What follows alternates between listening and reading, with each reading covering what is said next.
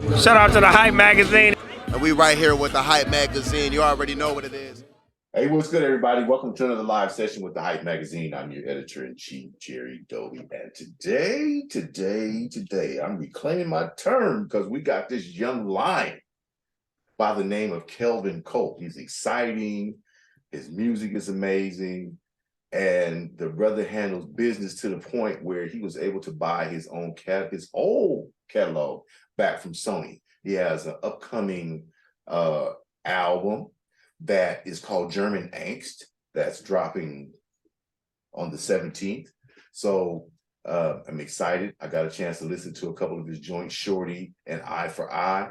Very exciting. You have a little diverse presentation. So Eye for Eye has got the Ampiano underscore in the music bed. And then Shorty is more of a braggadocious kind of check me out player. I liked it. I had fun with it. I'm old, but I have fun, man. So welcome, Kelvyn Colt. Appreciate you, man. Thank you. Thank you for having me. Thank you for the grand introduction. Well, you've earned everything, man. I'm glad that you feel I might have done you a little justice. I appreciate it. Anyway, all right, man. So, you're killing in Europe. You're German and Nigerian. Is that right? Okay. Yes, sir. So you have a mix of cultures. We've got the beer gardens in Germany, Oktoberfest, etc., Yes. etc. And then we have the motherland, the continent, from which everything flows. Whether anyone else wants to acknowledge it or not, I'm gonna say it. I don't care. Anyway, so since we're just now meeting you here on this side of the pond on a grander scale, from the inside looking out, could you talk to me about the artist that is Kelvyn Colt? That's a good question. Because it is such a diverse story. I love the fact that you brought up that I'm half Nigerian and half German, because my Nigerian side, very often when people hear like, okay, he was born and raised in Germany, often gets overlooked. And I think it's so important to touch on it because I'm such we live in a very globalized world. We're subject to so many cultural influences. And I grew up in a very Nigerian household, but I also always had family from the UK and the US over. The city that I grew up in Germany is called Wiesbaden, which has a huge US military base also. I've been there. Oh, wow. Okay.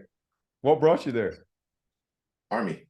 Okay, yes. So you already know what's up. That if you grow up in that city, I lived in a Turkish neighborhood for most of the time, but then also at some point we lived literally one street away from the Heineberg, Heineberg is the base. You have it's like a little America, right? You pay with dollars, you have your commissary, the shops, you have a high school and all that stuff.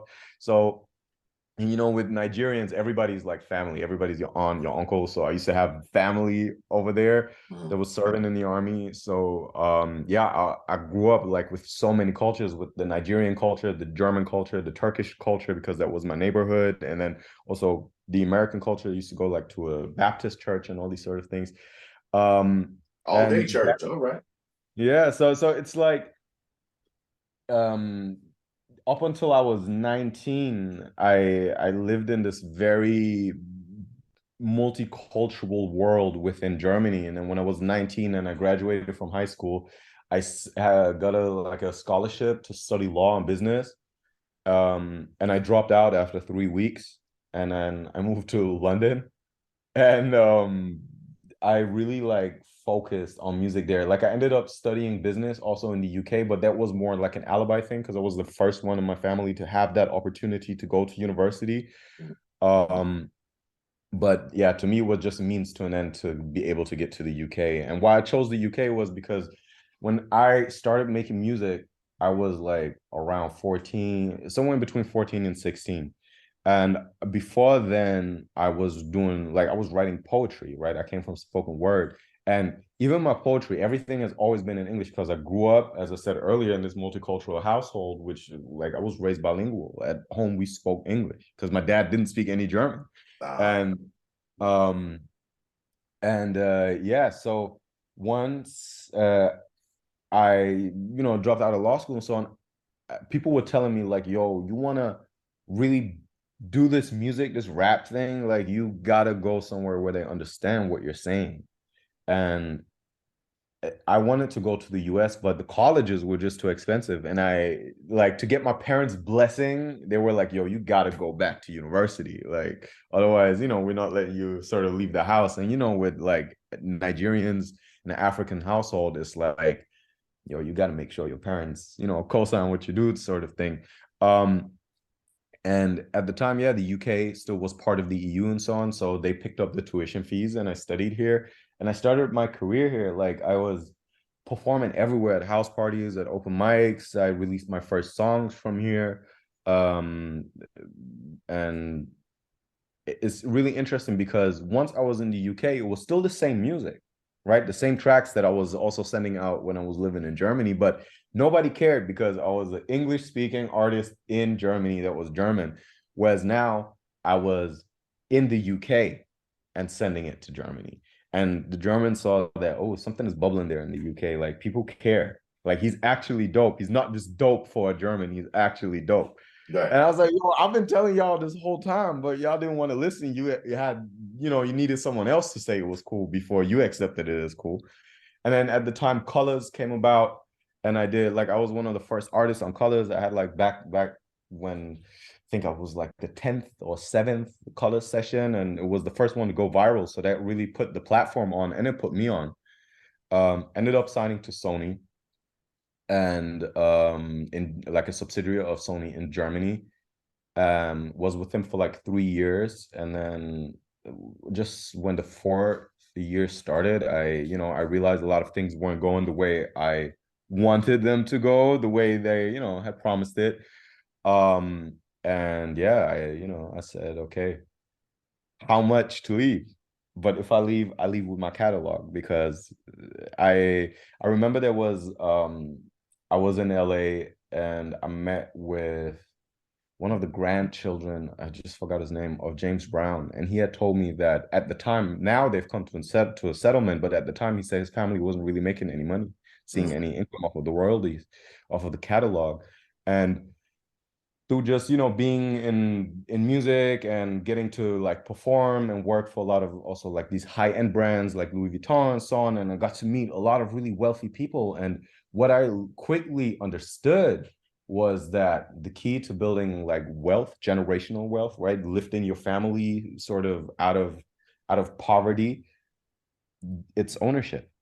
Be that ownership of real estate or intellectual property, And then I was like, okay, I need to own my catalog, because if I have kids one day, I want them to have something tangible that, and yeah, it worked out. I had the lawyers do what they do, and I took all the money that I saved up from touring and doing brand stuff and so on, because at the time after I initially signed, I never saw money again from the deal, off of my music income, which was insane because they were generating a lot of revenue. And then left, and then after that, to the moon, really, yeah, because now I was in charge of things, and I obviously knew and know where I want to go with everything, right? My brand, my music, what kind of music, when I drop it, how I market it.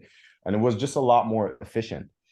And yeah, I've been going independent now for the past, I think 4 years, and it's been amazing. I mean, it's tricky sometimes because you have to be a business person and an artist at the same time if you're independent. Right. I mean, even if you're with a label, but if you're independent, it's just even more so because I invest in everything that I do, all these high-end videos that I shoot. I know that I'm not off of that particular video or song necessarily going to make a huge return of investment, but I love what I do, and I love the craft. I love directing. I love all that stuff. So it's a lot of fun to just, be able to create. So yeah, talking about who I am as the artist, Kelvyn Colt. I come from spoken word. I come from a multicultural background. I've always considered myself like a world, like a global citizen. And I think we all are, anyways. And I'm see myself as more than just a rapper or a musician, because I just create. I believe everything we do as humans is a form of communication, and that can be, words, that can be your music, that can be your body language, how you express yourself, the cologne you might put on. All these things are a form of communication. And I'm just, even so, at the moment, like doubling down on understanding how can I make my message that I want to convey out into the world, how can I make that as clear, as intentional as possible? Like, also having, sort of academia, an academic like background, having studied business, doing 3 weeks of law before that. But no, I felt like I have this, creative side to my brain, and I have this very analytical, super curious side of my brain. And I felt at some point, the curious analytical side kind of didn't get enough stimulation. Mm. Because just doing the music and business and but I wanted to learn, and you learn every day, but that sort of like really studying element I missed. And then I was thinking about, like, maybe should I study part-time or whatever, and then I was like, you know what, fuck it, I just made my own curriculum, but all these books about like just art, performance art, and this and that and this and that. And now, like, I'm really, really like, hold on, give me 1 second, let me show you a book that I've been all day on my travels.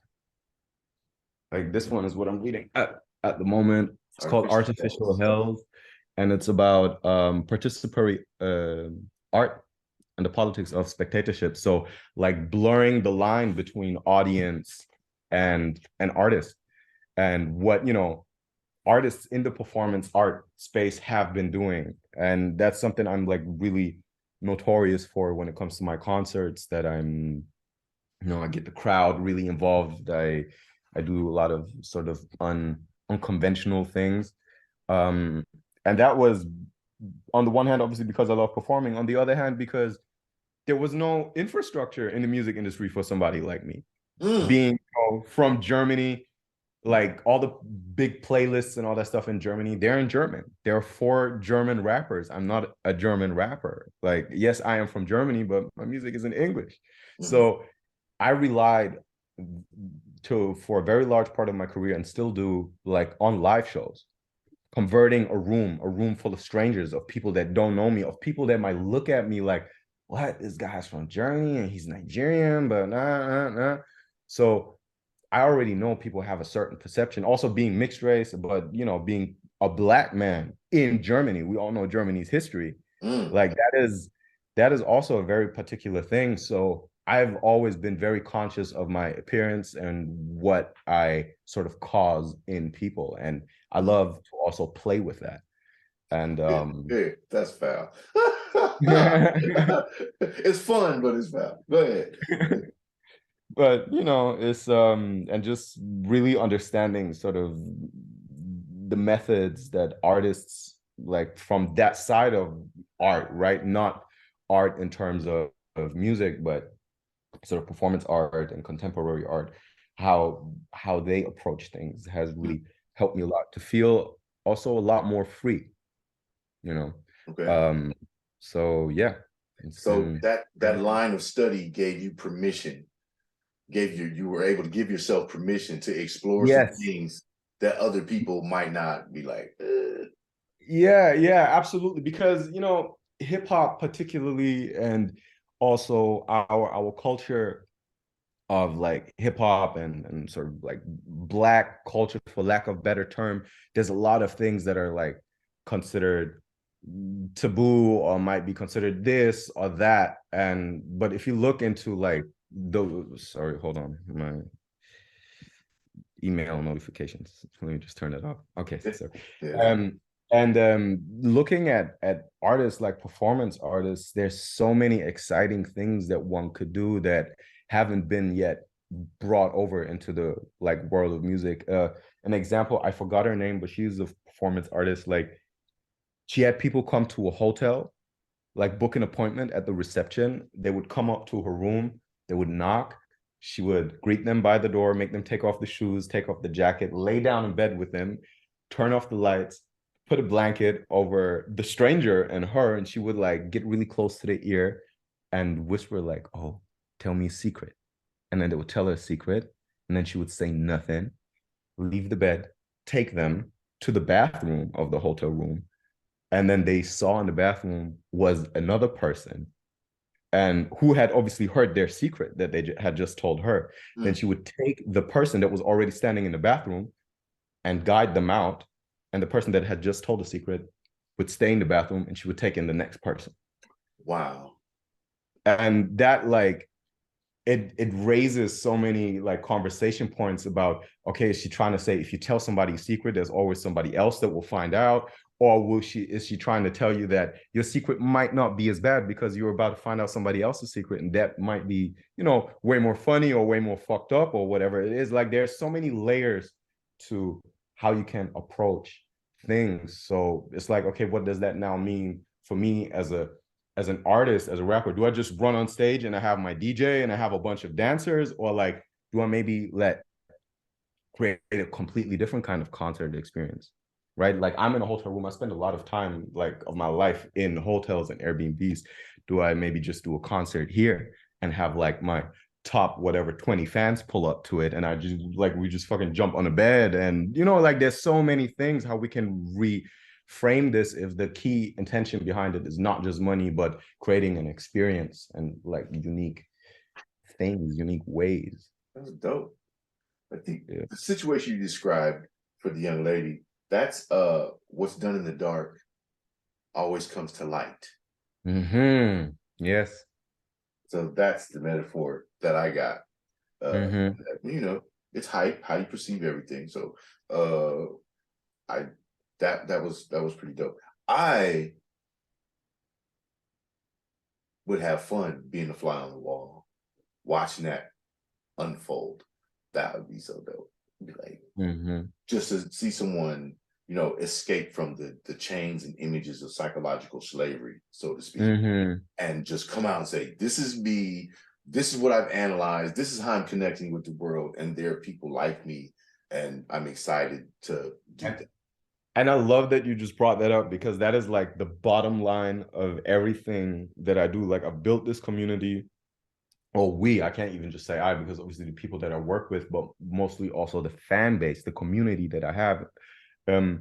And I, you know, growing up between all these different cultures very often also meant that I felt alone, because I didn't feel necessarily part of one particular group. Like, I was kind of like too nerdy for like a lot of my friends, because the Turkish neighborhoods in Germany is like what the Black neighborhoods like are in the US, right? It's the hood. It's the hood, exactly. So I was kind of like too nerdy, weird for them. I had also a scholarship as a kid to go to private school, so I was the only Black kid in school. So I was, you know, to Black, to hood, whatever, for all my white German friends. So I was always a popular kid, but at heart, like in my heart, I always felt very isolated, very alone. I felt like I couldn't really share what was going on at home, and, you know, all these sort of things. So I spent also a lot of time on the internet, and that was the place I feel like where I was able to find a lot of like-minded people all over the world and connect with them through music, through fashion, through like different interests. And I quickly understood that, okay, if I release my music, I never was like, okay, like, boom, I'm in Germany or I'm in the UK, so I'm just that. To me, it was like, it's out in the world, and whoever will gravitate towards it will gravitate towards it, and whoever I push it to and is receptive of it, right? So I've, from day one, pretty much built this network of people who were just like me, who were out there somewhere in the world and kind of like misunderstood or feeling alone or whatever. And like, even with my concerts, with my shows, I always say, like, you might come alone, but you're not going to be alone once you're here, because there's certain values that I communicate on my social media and through my music, which will attract like-minded people. And like if you come alone and let's say you have social anxiety, we organize these meetups before shows where all the people who come alone, we call them loners, they can come and we introduce them to one another. So that takes away that feeling of I'm weird and I'm alone and I have this social anxiety to like, okay, there's actually people and there's somebody from my team they can speak to if they have an issue. And this one-on-one approach really built not massive, but a very tight-knit community. And it's like they help each other. Like we have a WhatsApp group, have a couple of hundred people in there. WhatsApp's like our European equivalent to like iMessage, right? I use it. And yeah. And it's like that place is full of love. Like somebody will pull up and be like, yo, guys, how do you deal with anxiety? And then boom, you have all these people starting, helping each other and giving tips. And it's amazing. It's really what I wish I would have had when I was like a teenager and really feeling alone and depressed. And so being able to provide that value by just being the vehicle that connects people who feel like they don't belong and make them feel like, okay, I have a home in this community and there's like people who understand me, who don't judge me. This is a safe space. And if I come to the concerts or like the gatherings, like tomorrow, we have it for the German Angst release of German Angst, my next project. In Berlin, we've organized this event. It's not even a concert. It's like, I have a friend there from Berlin. His name is Mitu. We do a breathwork session. So we have 100 fans coming up and we're doing breathwork session with 100 people. And then we have a cacao ceremony, which is like, have you heard of what a cacao is? It's like concentrated cacao. And then I haven't heard. I know what cacao is. Yeah. This, I know the end result of cacao. But yeah. I've never heard of the cacao ceremony. Talk to me. Yeah, so a cacao ceremony is people come together and they drink a very particular, highly concentrated cacao, and it helps to calm the nervous system. It helps the release of serotonin. It has a lot of very positive health effects. Mm-hmm. And then like we do that together with the community, and then like we have performance artists who are doing like they dance, but it's not just like the typical dancing. Is really performance art.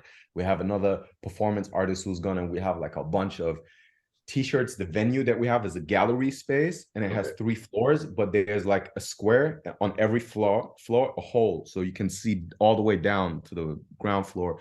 And we have all these t-shirts spread out there, and he's gonna dance and he's gonna spread a certain chemical that will like color the t-shirts that are laying on the floor, like 300 t-shirts all around them, and it will create a certain pattern.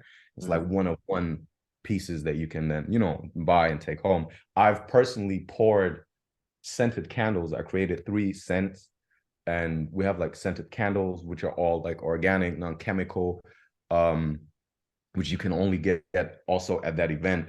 And it's like, and we scented the venue, like we're going to scent the venue tomorrow as well. So from the moment you step in, it's like it smells a certain way, and we enable you to like take that smell home.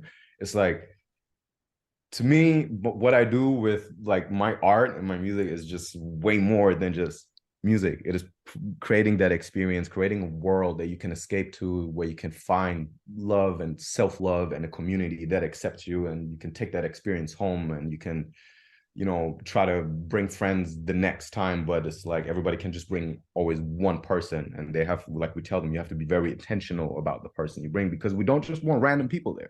Like I never want to see a headline that somebody got. It's obviously inevitable, especially when crowds are really big, but like I never want to see that something bad happened to one of my fans in my place. Like before we start the shows and the mosh pits, I'm like, yo, somebody gets hurt, somebody laying on the floor, somebody panicking, you stop what you're doing, you help that person. Like, it's all about love at the end of the day. Wow. Yeah. So you can see I could talk about this all day long because I love what I do. I look, you're the only person that I booked for today, because as I was doing my research, I'm like, yeah, this is not a 30-minute conversation. This is, let me give this brother a real opportunity to share. And already you brought so much value, you know what I mean? And if I were smart, I'd have been writing notes, because my memory at my age is not as good. You've given me so many things to launch from as an aggressive listener. And like, Mm. there went my, if I had a prepared set of questions, you fucked that up. Thank you. I appreciate it. I love it. So, like, I wanted to say that I share your experience growing up. I'm a military brat. Obviously, we moved and been all over the world. Mm. My issue, because the military communities are very tight knit, very limited, right? And they have their own issues.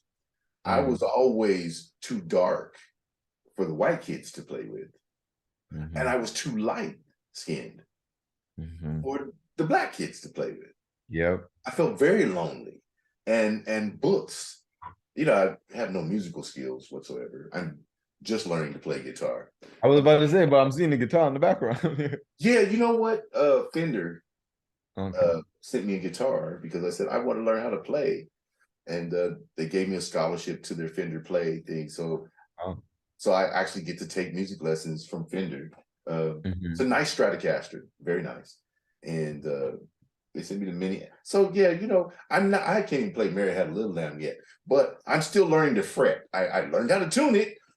Nice. Got that part. I'm learning how to fret and move my hands around. I'm 60. You know, my hands I can't move like Slash. I can't do that.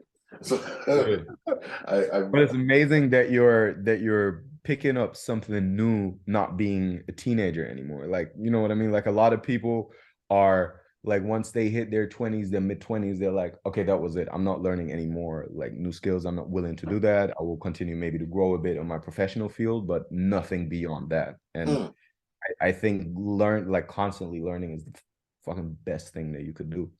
You know, I agree with that. You know, growing up, since I didn't have people, I had books. And matter of fact, you know, this is how old I am. I had the entire Star Wars collection in paperback before they made the first movie. Crazy. Yeah, before they made the first movie. The Riders of Barzoom, which was a futuristic, scientific, otherworldly series. There were 50 of those. I had that entire, series. And then I don't know if you've ever heard Jason Bourne. They made movies about Jason Bourne. That was an actual book Before. series. Okay. Yeah. I love the Bourne trilogy. Yeah. I mean the movies that I've seen, but yeah. There was an entire series of paperbacks of that. I had that entire collection. So my library was about as big as this office space here. And it was just full of books and comic books and things like that. That's what I did. I was considered to be antisocial, strange, and weird, which is fine. You know, look at me now. You know, like look at me now.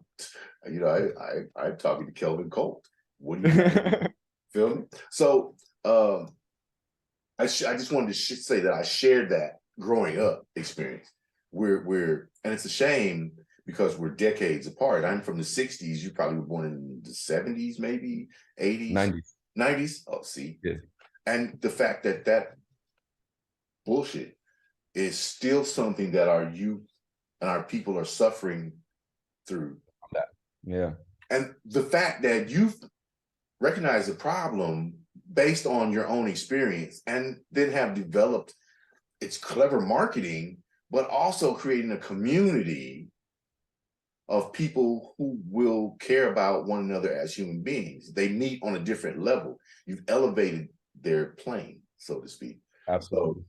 So it's dope. So a lot of people go through 3 phases of life, humanity, you know, the thinker, the knower, the doer, right? So you've done the thought process and the analysis, you know what to do. And then the doer is the person who executes. And here you are with millions of fans across the globe. You figured it out at a young age.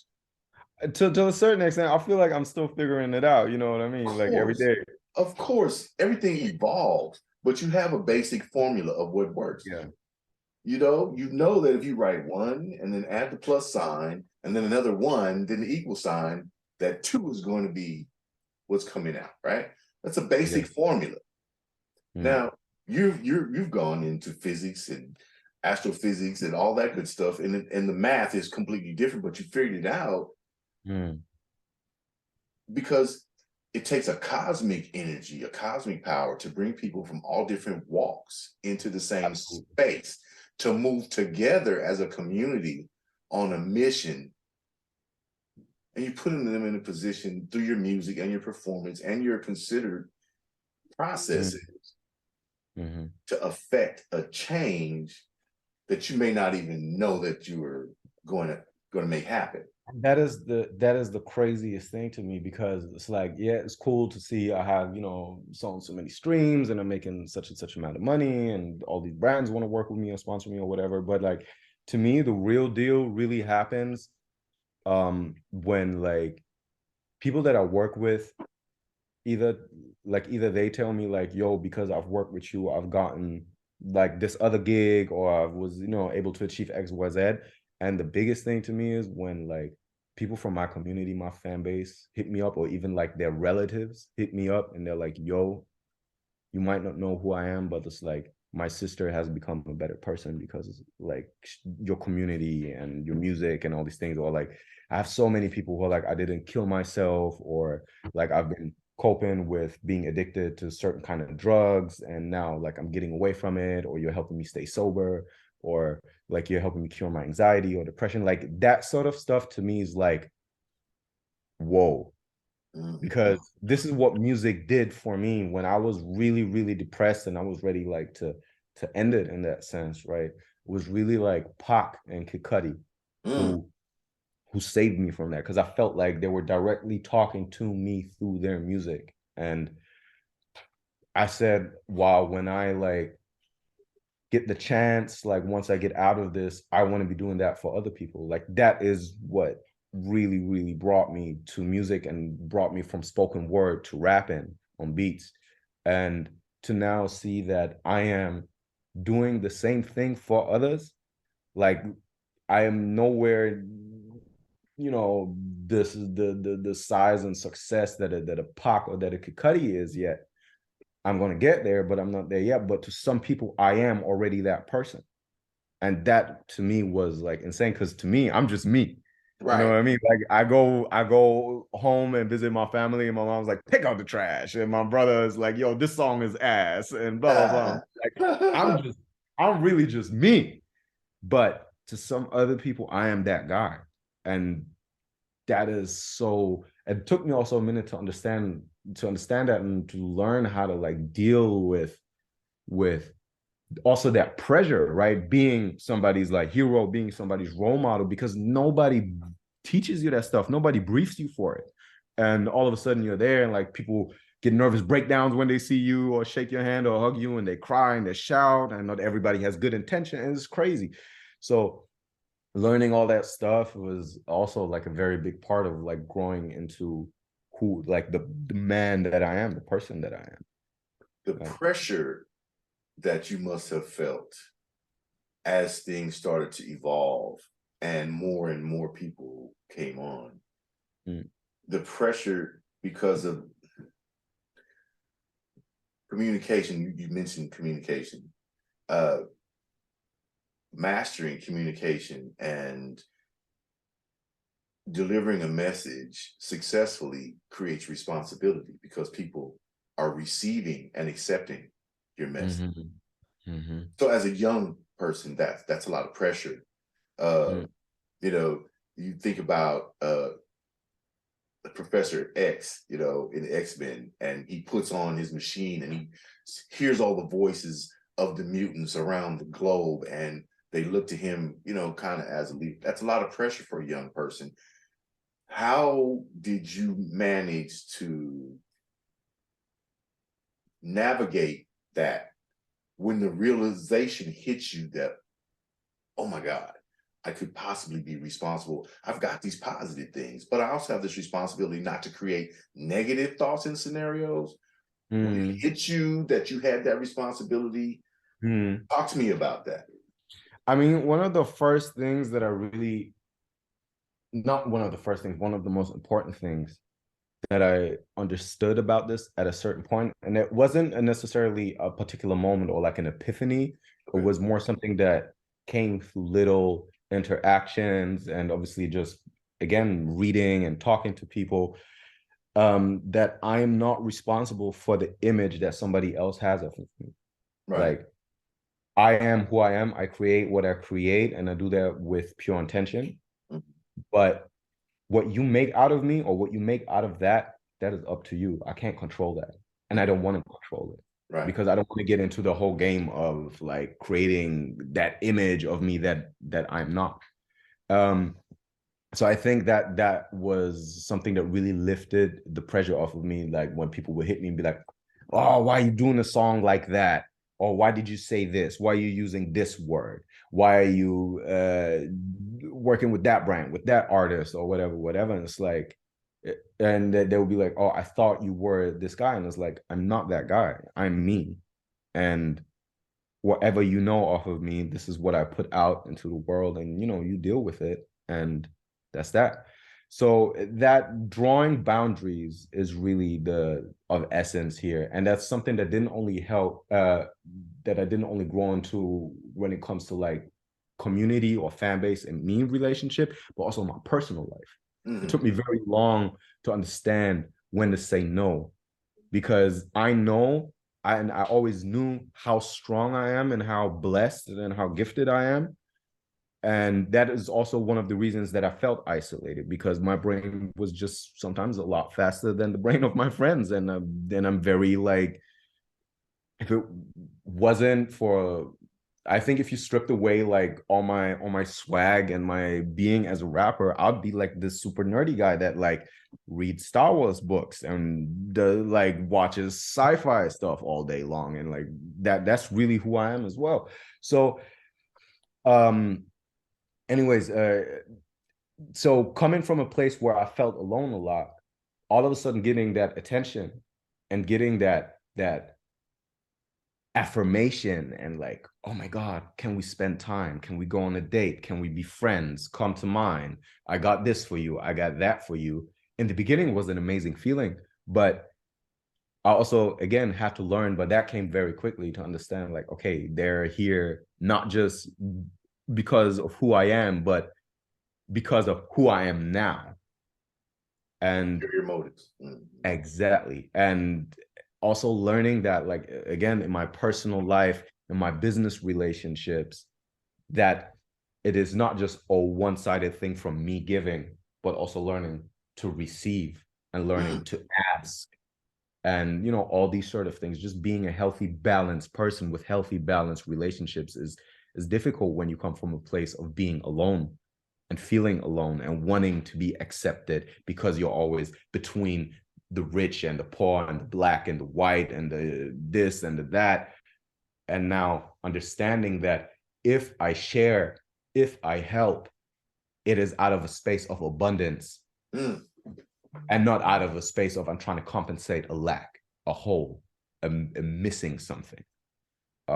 That is, and that also the people that I engage with, I'm not just engaging because I'm filling something, a void, a need that they have, but also just because it is like we're meeting on the same frequency.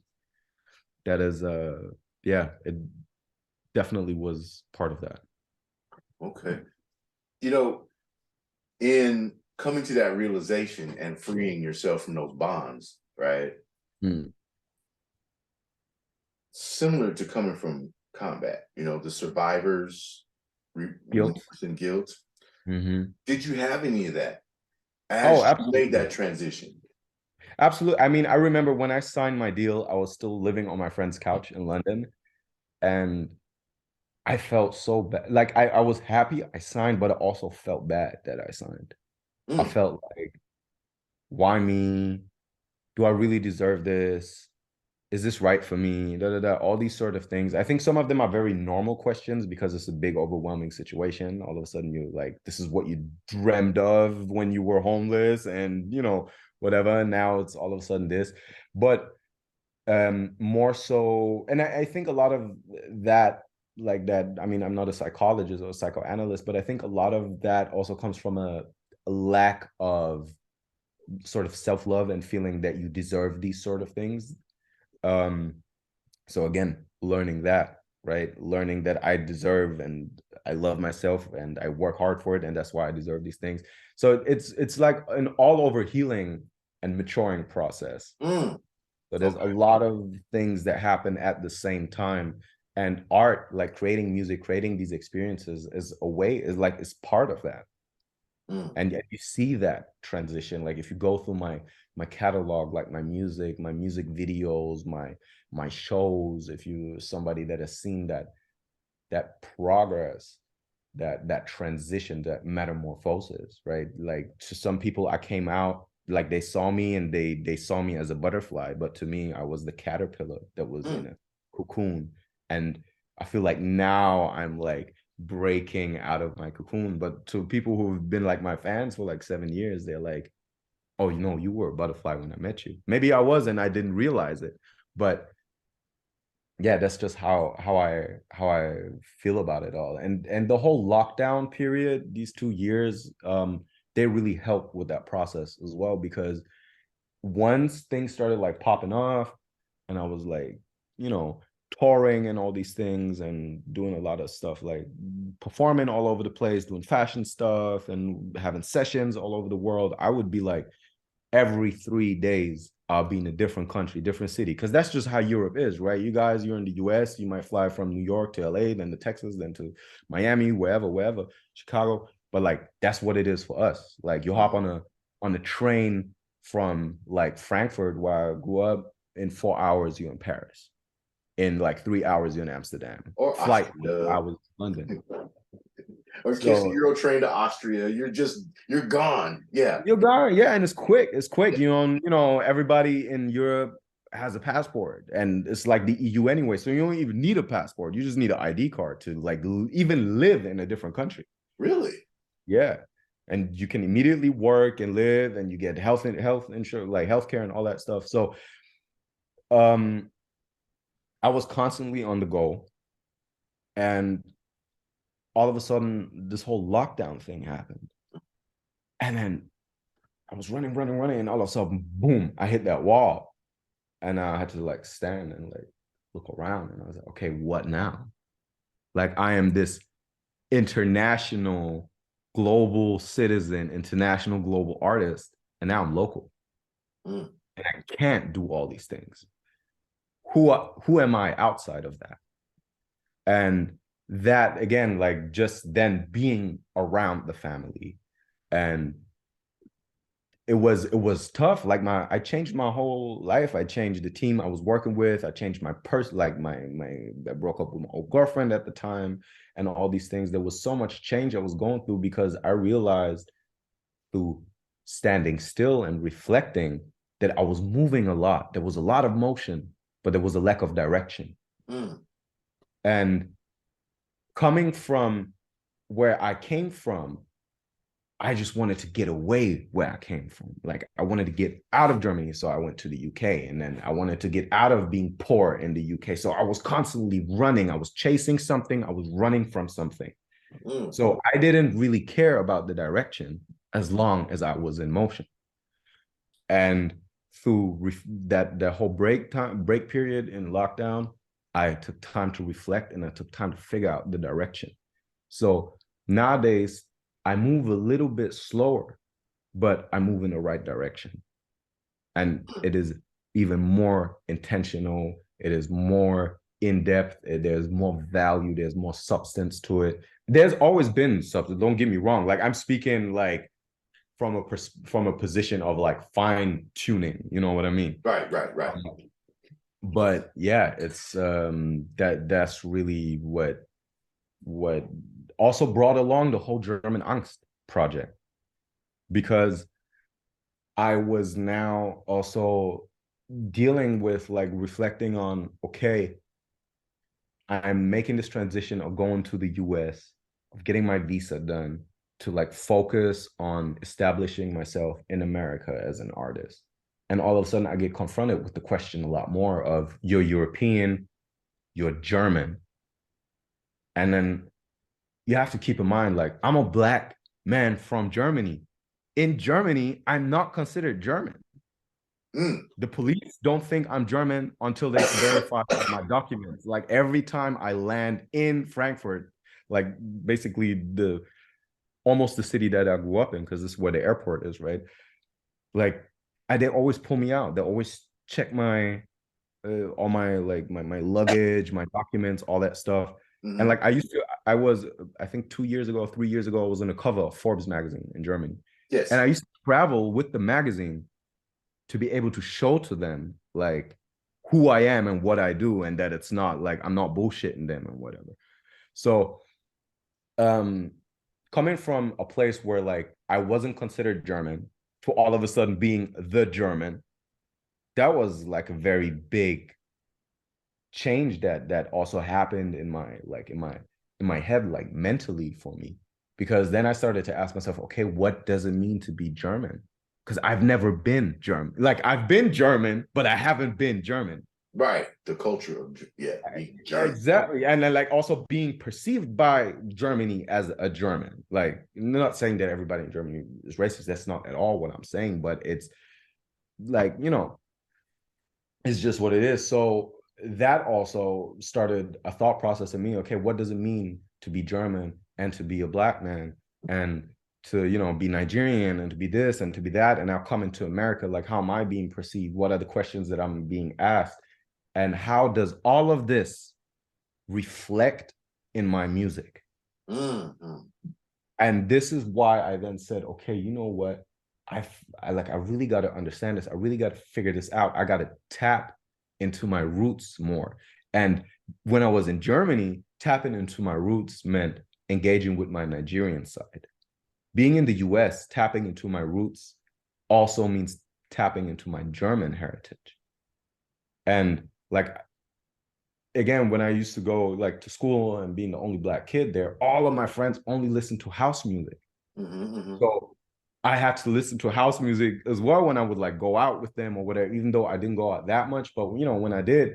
So I grew up with this stuff, but I didn't like it. And not because I really didn't like it. I didn't like it because it represented a lot of stuff I didn't like. White ignorance, white privilege, that they were looking at like hip hop and Black culture as like this weird thing, and that I was rapping because, okay, you're Black, that's why you gotta rap and want to be that guy type of thing. So, and all of a sudden now, boom, all of this is not the case anymore. So I start revisiting my that heritage. Germany is like, particularly Berlin is like the electronic music capital. You have Berghain, you have techno, you have the crazy underground scene and so on. And I really start diving into this, and I'm like, damn, this shit is actually super dope. Why did I hate this as a teenager? Oh, okay, because it reflected this. You know what? Let me face it. Let me confront it. Let me face my fear of being perceived as German. And like, let me embrace it. Let me create something out of this. And then I started taking these elements, these dark industrial sounds and the synthesizers, what Germany looks like. How do I translate that sonically? What Germany sounds like? How do I put that together with the culture that I grew up in, which was more so even like, soul music and Afro beats and hip hop and all these sort of things. And I'm already known as a rapper, as a musician, but like coming from hip hop. So how do I merge that part of my heritage that I didn't want to engage with because it represented things I didn't like? And now like, boom, we have this whole new thing that hasn't really been like, there are obviously people have been rapping on house music for ages, right? But the way that I'm doing it on this project and the way like we produce the music is different. And this is really what like German Angst sonically and conceptually is about. Okay. You kind of discussed a little bit about when you figured out it's okay to be great.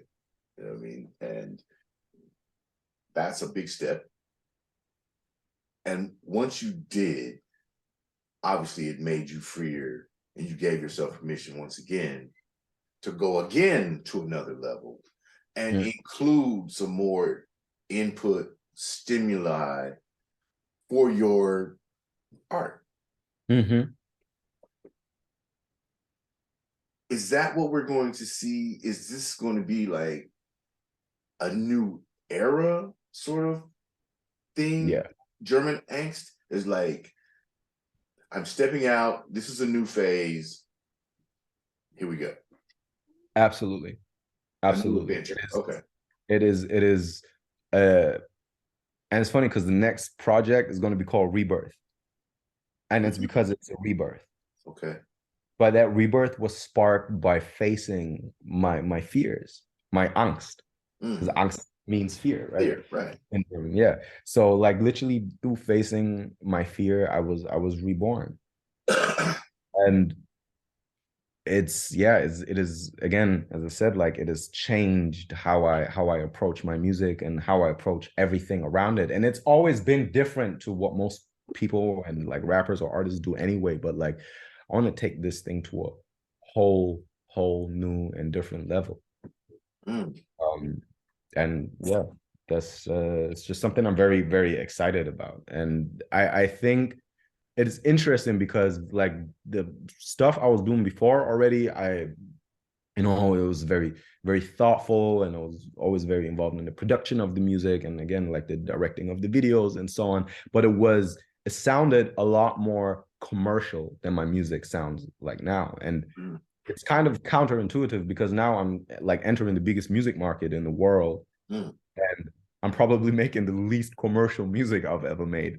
But it's a very, I always just do what feels right, and it's very intentional. And I think on the long run, it will pay off because I'm engaging, I'm trying to reach people who are not just there for, oh my God, it's a hit or it's viral or, it's a catchy beat, but people who really pay attention to detail.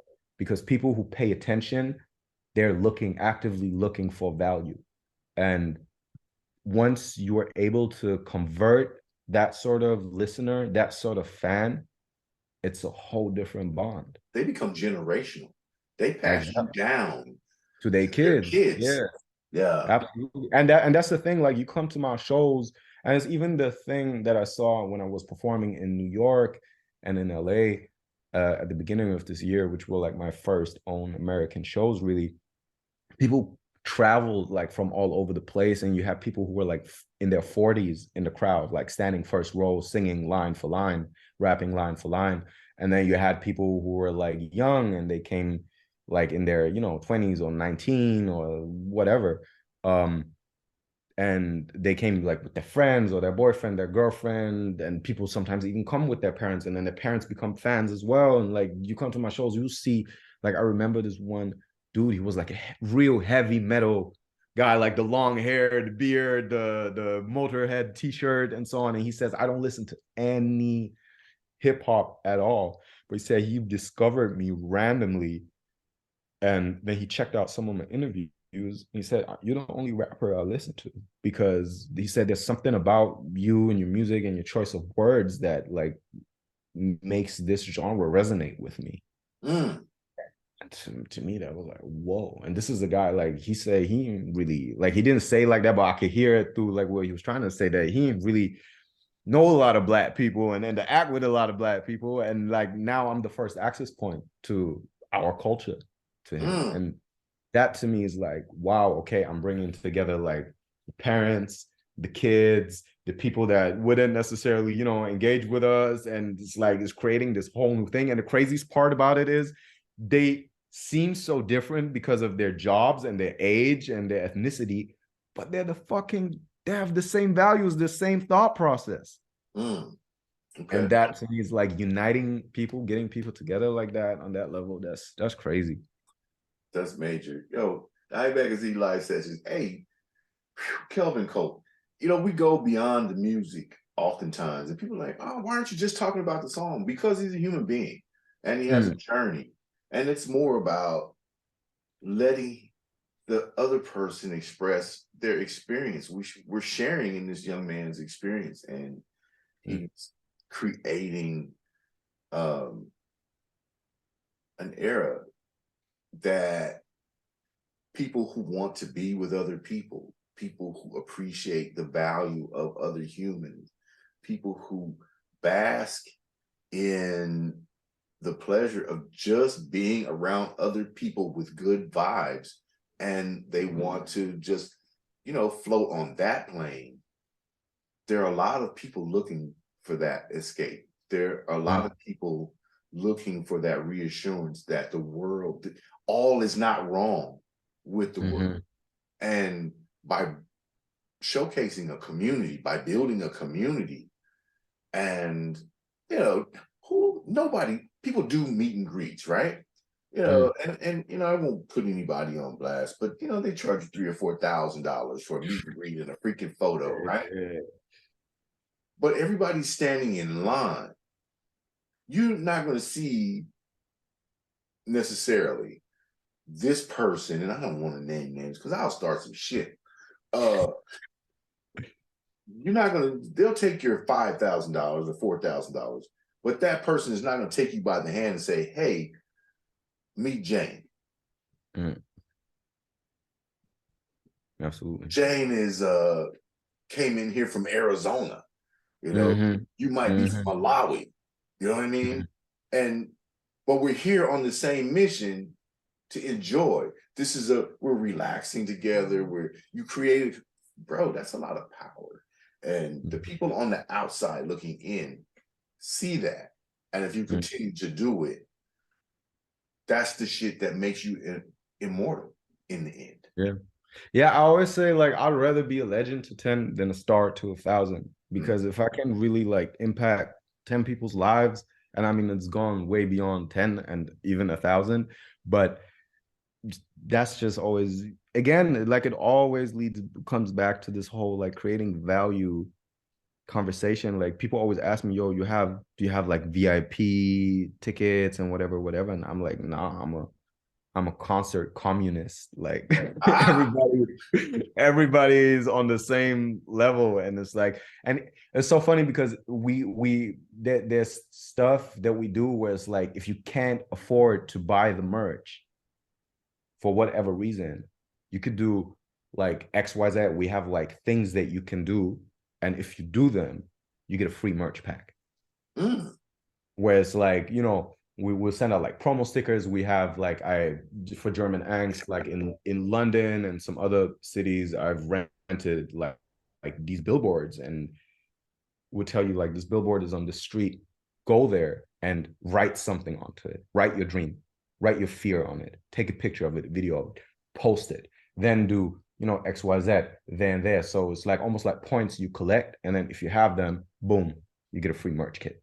And it's like, obviously, it helps me to get the word out, but more so, it gives people who don't have the financial means an opportunity to still be part of this. And again, that's to me, and that's just because I know how it feels like to not be able to afford your favorite artist, like my favorite artist merch. Been there, done that. You know, I'm retired military, but I've had times, you know, in between breaks of service and deployments, etc. You know, I've slept in the station wagon. I was poor. I was walking the streets of LA picking up cigarette butts because I have a nicotine habit. People discard their cigarettes. I've been there. When you say not a window to, you know, not a pot to piss it or a window to throw it out. You've been there. I've been there. So as I'm listening to you tell the story, I'm like, you know, if I'd have had a community, being in the military and being from the military, two different things, right? So two different societies, coming back into a civilian society where you're kind of just dumped. You know, one day you're in Haiti or somewhere, something's going on, and they just say, okay, you're done, and we're sending you home, and you're dumped and lost. There really was at that time, you know, like no community of people to pull you together. So for you to be able to develop a program, a community that says, we care, I'm not just taking your money. You want to be a part of this community? I want you to be a part of this community. I accept you. And here's how you can earn some of the things that you want. You don't need my stickers. You don't need my hoodie. I need you to have it. And here's how I can help you get it. and you give them opportunities. Did you freeze up? Oh God, please tell me I didn't lose them. Oh, there you are. Okay. Yeah, you freeze up on me. Yeah. You froze up with me too. Oh, okay. Yeah, I think the internet here. Yeah, that's what it is. So I was just being complimentary. If you didn't hear me, I was being complimentary. You probably hear it all the time. I would like to know, you've done, interviews with just about everybody, their cat, uncle, and dog, right? Is there a question that we in the media have failed to ask you that you always wanted to answer? Something like, I wonder why they never asked me this, or go down this vein. That's a good question. I mean, not necessarily, because as you can tell, I'm very talkative. So if there's something I feel like talking about and I haven't been asked for it, I just find a way to like weave that into the conversation, and then it's being covered. But I think there's a lot of like things you've touched on, which I really enjoyed, like right from the beginning, like, saying I'm German Nigerian and not just that I'm German. It's like that sort of stuff I really appreciate, because that to me shows you pay attention and it's not just like a generic set of questions. Oh no, I didn't write anything down. Yeah. I didn't write anything down. I didn't ask for like this huge bio. The only thing I have is Bill's pitch. And I went and figured it out for myself. I said, okay, less information makes me more willing to do the interview, have the conversation. Because I can go have fun. If you give me everything on the plate, then shit, I don't want that. I want to go, I want to get to know and be able to have a conversation. And so, I appreciate the opportunity. I appreciate your patience with me, because, like you said, I've had you on the phone. You know what? I would be so excited to do another one and focus somewhere. So maybe if we could do, another 6 or 7 minutes, and let's focus then, on German Angst, the sound, the visuals that will support it, the tour that maybe support it. If you had to pick a song from German Angst, which drops tomorrow, for a first-time listener that you feel might be a great introduction to Kelvyn Colt, you can't even tell me that. Damn, it drops tomorrow. That's wrong. Okay, let's revamp that from your catalog. Yeah. If you had a song that you feel might be the best introduction for a first-time listener to Kelvyn Colt, what might that be for you? That is such a tough question, because my sound used to change literally from song to song. Now it's more project to project that it changes. But I think from the old songs, like old catalog, there's a song that was on my first EP, which is called LH914. Also got that tattoo here, which was my one-way ticket from Frankfurt to London. Oh wow.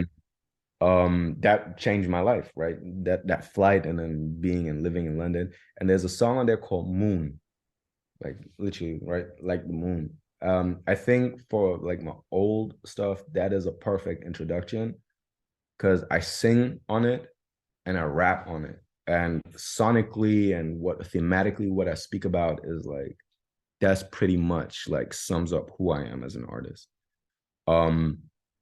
And then on the new project, it is probably either the song Neuroplasticity or Hotspot, in brackets me. That's the song, Hotspot, and then in brackets me, or Neuroplasticity. I say that because Neuroplasticity sonically is like really is just like very hip hop compared to especially all the other songs in German Angst, but it still has that like the dark synths and like it's really angsty, really sort of industrial.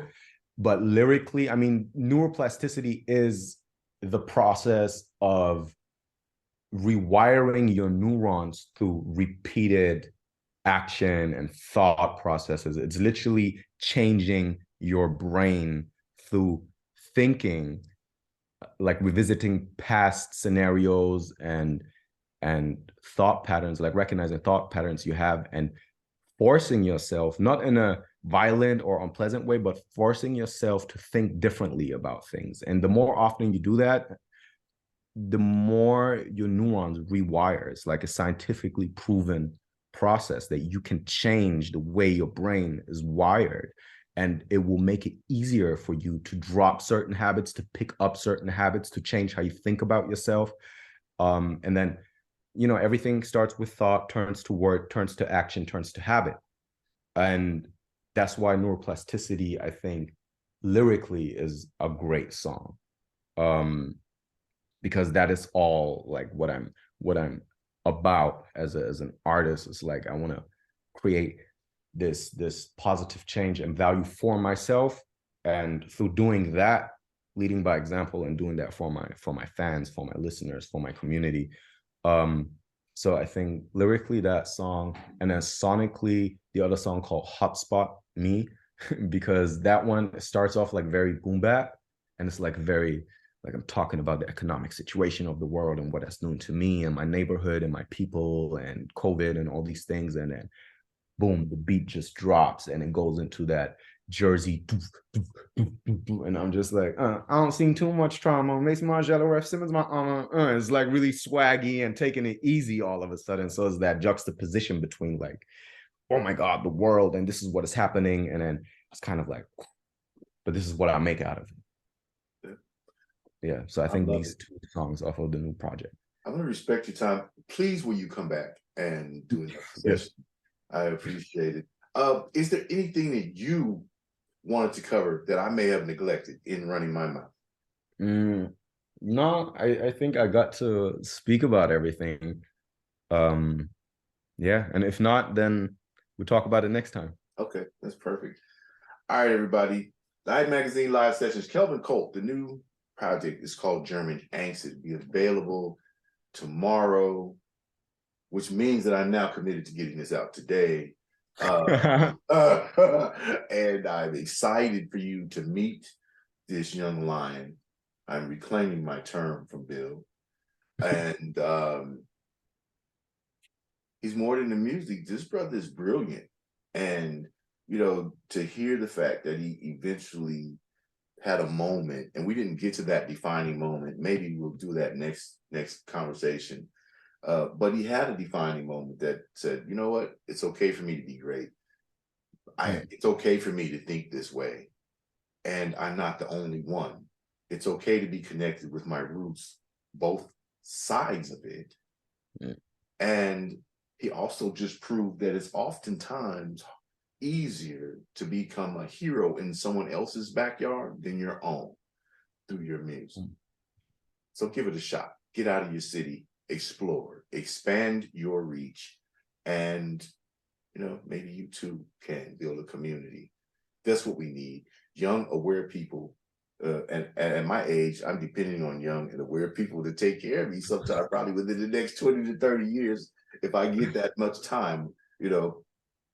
The fact that we have this young man and he's helping to create and provide an outlet, a lane for others who think like him and want to be accepted and understand the power of humanity, the grouping, the Congress, the congregation. It's power, and we need it. So I appreciate you. Thank you so much for your time and your patience. Thank you. Pleasure on my side. All right.